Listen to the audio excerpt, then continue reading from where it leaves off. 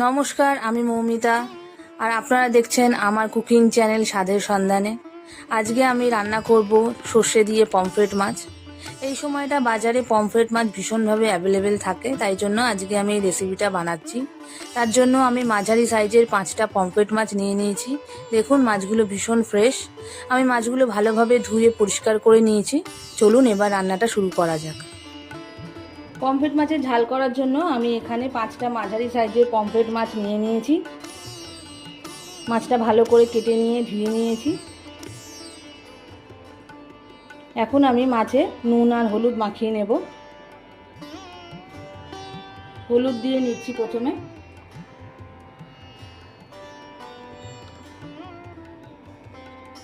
এক চামচ মতো নুন দিয়ে নিলাম।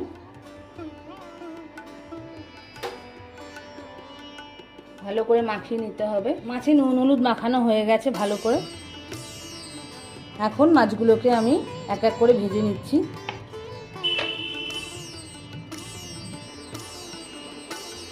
কড়াই গরম হয়ে গেছে। এখন আমি প্রথমে সর্ষের তেল দিয়ে নিচ্ছি মাছ ভাজার জন্য।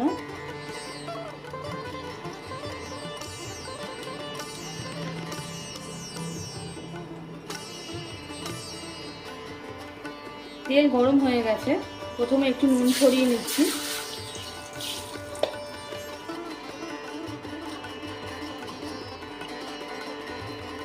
এরপর আমি একে একে মাছগুলো দিয়ে দেবো।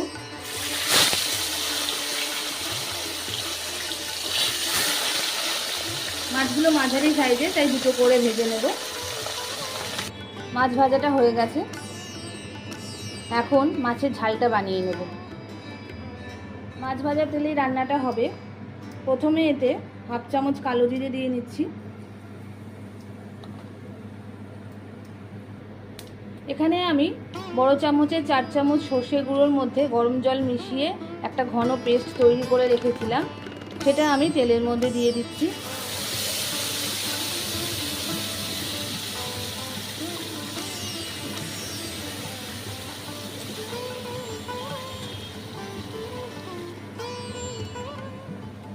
এবার হাফ চামচ হলুদ গুঁড়ো দিলাম, 1 চামচ লঙ্কার গুঁড়ো দিলাম, আর 1 চামচ মতো নুন দিলাম। স্বাদ মতো আপনারা নুন দিয়ে নেবেন। এবার মশলাটাকে ভালো করে কষাতে হবে। সর্ষের গুঁড়োটা ভালো করে কষিয়ে নিতে হবে তেলের মধ্যে।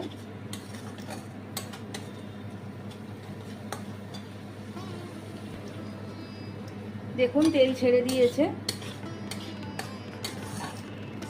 এবার আমি এতে যে বাটিতে আমি সর্ষে গুঁড়োটা ভিজিয়েছিলাম সেই বাটির 1 বাটি জল দিয়ে দিচ্ছি।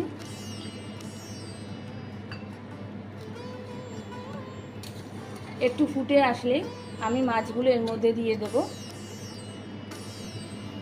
ঝোলটা ফুটে এসছে, মাছগুলো আমি একে একে দিয়ে দিচ্ছি।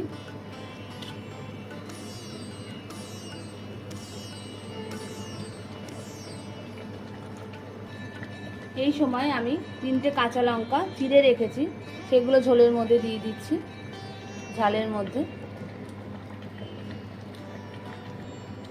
যেহেতু জল দিয়েছি তাই জন্য আরও হাফ চামচ নুন দিয়ে দিচ্ছি, নাহলে পানসা হয়ে যাবে। পমফ্রেট মাছে কোনো কাঁটা থাকে না বলে বাচ্চারা এই মাছ খেতে খুব ভালোবাসে। আপনারা এইভাবে মাছের ঝাল রান্না করে আমাকে কমেন্ট করে জানাবেন কেমন লাগলো।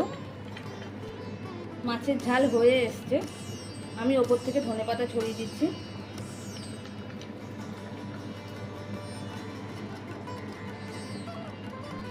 মাছের ঝাল রেডি হয়ে গেছে।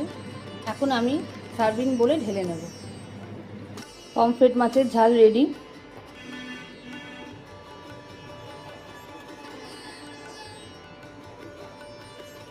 আমার রান্না যদি আপনাদের ভালো লাগে তাহলে অবশ্যই আমার চ্যানেলটাকে লাইক, শেয়ার এবং সাবস্ক্রাইব করবেন। আমার পাশে থাকবেন। আজকের মতো এই অবধি, নমস্কার।